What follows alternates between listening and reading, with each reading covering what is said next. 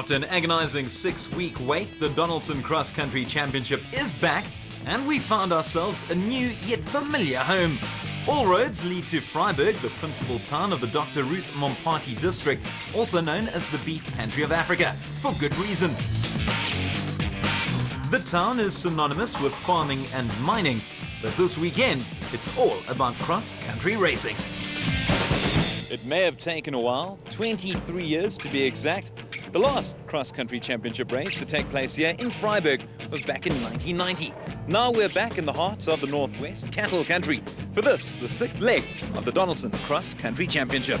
Castrol Toyota's Anthony Taylor and Dennis Murphy lead the championship, but they'll be challenged by Ford Racing's Chris Fiss and Yampie Bardmus, with Chris originally from here. It's his home event, so the pressure's there, but I mean, I'm not going to let it get to me. At the end of the day, I can only do as best as that I can. And I've got a good machine under me and I don't foresee any problems. So yeah, I think it's going to be a good event. So could we say you've got hometown advantage? Yeah, I think a little bit, but not that much. Yeah, I don't know. I know more or less where the route is going, but yeah, I think it's going to be, for all the people, yeah, it's going to be the same. Taylor and Murphy amazingly are searching for their 4th win on the trot. They're 10 points clear of Fister and Badenhorst, while the other Castrol Toyota pair of Duncan Voss and Rob Howie are lying in 3rd spot, 37.5 points off the pace. I was in the hot seat last time out, but Regent Racing decided to give the honour to an actual sportsman for Vryburg, cricketing legend Jonty Rhodes taking up the sled challenge again. Jonty, your 2nd innings in the cross-country championship. Well, hoping to get a little bit better in the 2nd innings. I mean, I was always in Test cricket. Not that I had a great cricket career on the sort of the white clothing. I was certainly better on the 2nd innings. So I'm hoping that yes, the 1st innings wasn't much to write home about, but hoping to be able to have an enjoyable weekend this time. And we're off. The men to watch certainly lived up to their reputation. Championship leaders Taylor and Murphy not putting a foot wrong in qualifying. Despite being a very tough route navigation-wise, the pair set the fastest time on day 1. 43 minutes and 44 seconds to be exact, and doing so at an average speed of 81.34 k's per hour. That's flying. 44 seconds behind them in 2nd place, defending champions and teammates Voss and Howie. An impressive effort considering that they battled to find the route at times.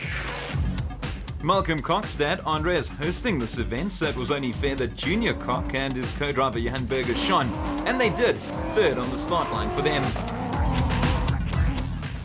Another Toyota Hilux, this time belonging to Hicho de Brain and Henry Hicho, 4th fastest despite breaking a steering arm and suffering a flat tyre. The first Ford Racing Ford in qualifying, and it's not Visser and Badenhorst, but Lance Woolridge and Ward Huxtable. They too described the route as being extremely tricky to navigate, and instead took a cautious approach to avoid any punctures or other mishaps. It definitely paid off. 6th in SP, the Atlas Copco Nissan Navara of Gary Berthold and Sigrid Rousseau. The pair lost more than a minute after getting lost. Rousseau said it was a navigational nightmare. Another duo that experienced a few wrong slots was the team of Jannie Visser and Joks LaRue. Their Toyota Hilux came home 7th in class on day 1. Finally, the Ford Racing Ranger of Visser and Badenhorst. A very poor return for them in qualifying. Visser said it was by far the worst navigational day they've ever experienced. The Dakar-bound pair left with plenty of work to do. Speaking of Dakar, the man who conquered the South American terrain on a quad, Sorrel van Bouillon, finished 9th in class alongside Philip Hasselman in their Atlas Copco Toyota Hilux. Rounding off the top 10, the celebrity team of Archie Rutherford and John T. Rhodes. Bragging rights for Rutherford as he was fastest in the Regent Racing stable. Derek, what is it really like inside? Well, let's take a look. It's incredibly fast, and as a navvy, if you lose your way, you're as good as gone. John T. did a brilliant job, especially given that this was such a tricky route. Another sad day for Christian Deploy and Henk Janssen van Vieren in the RFS Motorsport BMW X3. They clipped a rock halfway through and suffered a bent prop shaft, a DNF for them, but they will take part in the mass start on day 2. It really has been the story of their season. Fastest in Class D, the giant father and son pairing of Jack and Sorrel Oosthuizen, bringing their LMC Land Rover Defender home in 52 minutes and 48 seconds. As for Class E, the extremely talented pair of Dirk Putter and Koos Claessens were quickest, setting a time of 53 minutes and 34 seconds in their Ford Ranger. So no real surprises as the Castrol Toyota duo of Taylor and Murphy topped the timesheets in their Hilux, finishing a good distance clear of teammates Voss and Howie, while locals Malcolm Koch and Johan Berger from Koch & Sons Toyota will start in third place. While Taylor and Murphy have quite a strong lead in the production vehicle category, just 12 points separate the top three teams in the specials, with the Elegant Fuel pair of Hartmann and Richard Silvald leading the way. You are at the top and there's 3 races to go. Yeah, it's tight. One needs to keep a cool head and not make mistakes now. Don't throw it away now. It's important to finish first of all, and then if possible as high up as possible. You know, I think that's the aim. But we must finish every race from now on. Finish they did, but it certainly wasn't easy. The father and son team had an excellent run until the last 5Ks. They broke their right steering arm and also lost brakes. They still managed to limp home with the fastest time, but straight after the flying finish, they hit a tree.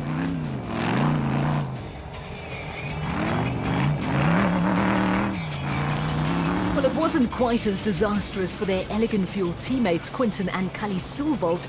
The two men were second quickest, passing the stranded pair of Gibson and Campbell from Dirt Sport Components along the way. In third place, Philip de Vries and Johan Verloon in their Conqueror Porter, the pair setting a time of 45 minutes and 28 seconds, while also getting lost along route. Well, that picture tells it all, why you don't want to be stuck behind anyone in this dust. Luckily for Marius and Jolanda Fourie, they're creating the trail. 4th in class for them in their PHB Bat Spec 4. They admitted afterwards that they didn't do too badly, and I definitely agree. In 5th spot, the Maxis Liqui Molly Rockstar team of Neil Mayer and Joseph Lewis, another pair that couldn't seem to find their way, although looking at the results, it didn't appear to do too much damage to their time. Nardis and Louis Alberts expected the route to be well defined by the time they got out. It didn't go according to plan, however, and like many others, they got lost. They also suffered a malfunctioning radiator pump, but despite it all, they finished 6th fastest. Championship challengers Evan Hutchison and Donnie Stassen in the Motorite Bat Viper described the navigational side of things as the toughest in history, and the pair struggled to find their way. A 47-minute and 11-second ride puts them 7th in class. Kutsia and Sandra Labuskaghni enjoyed a great run in their Chem Systems Zarco Light and were fastest in Class P, finishing in a time of 51 minutes and 7 seconds, much to their surprise. So the special vehicle qualifying timesheet dominated by the name Silvald. The family from Elegant Fuel were quickest on the day, with Hammond and Vichard finishing 17 seconds ahead of Quinton and Cully. De Vries and Verloon round off the top 3 in their Conqueror Porter, 28 seconds off the pace. With qualifying done, it's back to the DSP for more work. The route proved to be anything but easy and many vehicles suffered as a result. It will be a long night for many, with teams burning the midnight oil as every effort is made to get their cars back into peak condition.